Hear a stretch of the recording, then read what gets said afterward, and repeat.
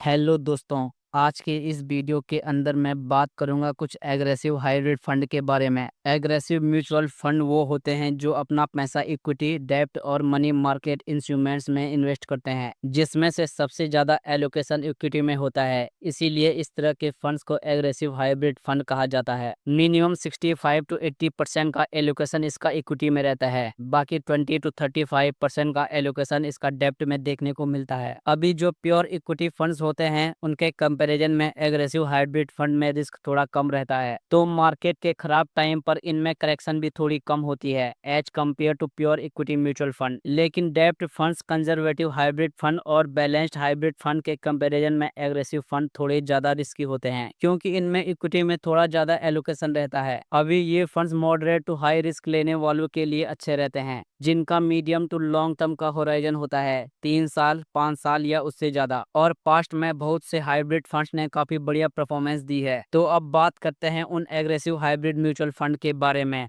तो पहला फंड है SBI इक्विटी हाइब्रिड फंड। ये बहुत ही बढ़िया फंड्स में से एक है, जिसका इक्विटी में 71.10% का एलोकेशन है, डेब्ट में 12.13%, गवर्नमेंट सिक्योरिटीज में 10.57% और अदर्स में 6.18% का एलोकेशन है। और इक्विटी में भी सबसे ज्यादा एक्सपोजर इसका लार्ज कैप कंपनीज में है, जिसकी वजह से रिस्क इस फंड में थोड़ा कम देखने को मिलता है। और फंड के रिटर्न्स की बात करें तो लास्ट 12 ईयर्स में इस फंड ने 14.99% के रिटर्न्स प्रोवाइड किए हैं, लास्ट 5 ईयर्स में 17.58%, लास्ट 3 ईयर्स में 15.22% और लास्ट 1 ईयर में 8.68%, जो काफी डिसेंट परफॉर्मेंस है। दोस्तों, अगर हाइब्रिड फंड में इस तरह की ग्रोथ मिलती है तो काफी अच्छा माना जाता है। और एग्रेसिव फंड को HW के लिए भी कंसिडर किया जाता है, क्योंकि ये फंड्स प्योर इक्विटी फंड से कम गिरते हैं। तो जो फंड्स कम करेक्ट होते हैं उनमें HWP करते तो हमारी प्रिंसिपल अमाउंट जल्दी खत्म नहीं होती है। और फंड साइज की बात करें तो इस फंड का साइज 79,000 करोड़ रुपीस का है, जो काफी बढ़िया है। रेटिंग इसकी 3 स्टार की है और मिनिमम SIP इसमें 500 रुपीज से स्टार्ट की जा सकती है। और इस फंड के फंड मैनेजर की बात करें तो इस फंड को 3 लोग मैनेज करते हैं, जो है R श्रीनिवासन, राजीव राधाकृष्णन और मानसी सजेजा, जो बहुत ही एक्सपीरियंस पीपल है। दोस्तों, फंड की ग्रोथ के पीछे उनके मैनेजर का बहुत ही इंपॉर्टेंट रोल होता है, इसीलिए फंड मैनेजर को जरूर चेक करना चाहिए। अगले फंड की बात करें तो यह है एडेलविस एग्रेसिव हाइब्रिड फंड। ये फंड भी अच्छा है, जिसका इक्विटी में 75.6% का एक्सपोजर है और डेट में 12.42% का,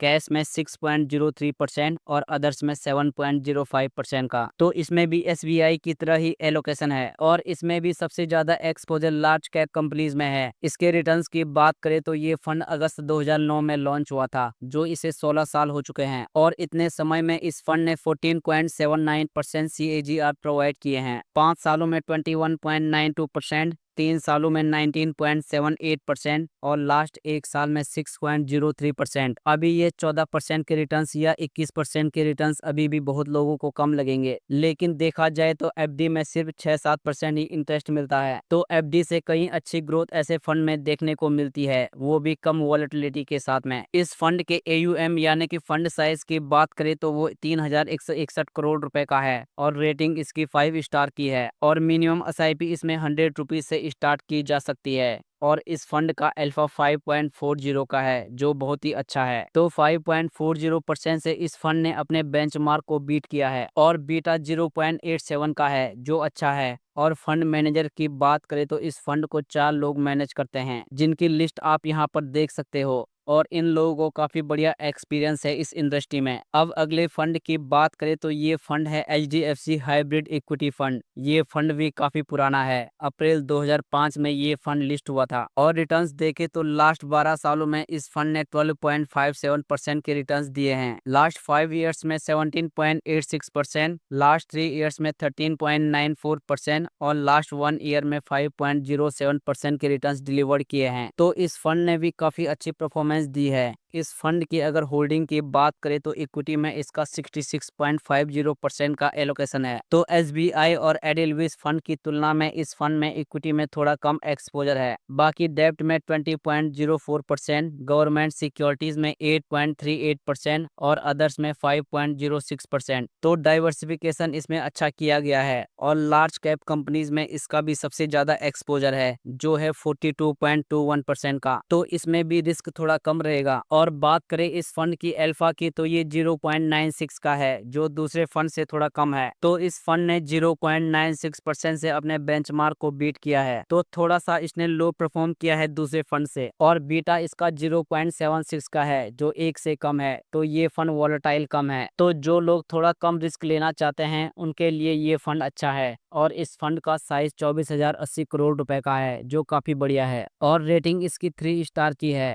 और मिनिमम एसआईपी इसमें 100 रुपीज से स्टार्ट की जा सकती है। और इसके फंड मैनेजर को देखें तो इसको मैनेज करते हैं अनुपम जोशी जिन्हें 10 सालों से भी ज्यादा का एक्सपीरियंस है इस इंडस्ट्री में। और फिर श्रीनिवासन रामामूर्ति जिन्हें 11 सालों का अच्छा एक्सपीरियंस है इस इंडस्ट्री में। तो दोस्तों ये थी आज की जानकारी। तो किसी भी फंड में इन्वेस्ट करने से पहले अपनी रिसर्च जरूर करें क्योंकि ये वीडियो सिर्फ एजुकेशनल पर्पस के लिए बनाई गई है। बाकी आज की इस वीडियो में बस इतना ही। तो अगर आपको वीडियो पसंद आई हो तो प्लीज वीडियो को लाइक कीजिएगा और हमारे चैनल को जरूर सब्सक्राइब करें। मिलते हैं अगली वीडियो में। धन्यवाद।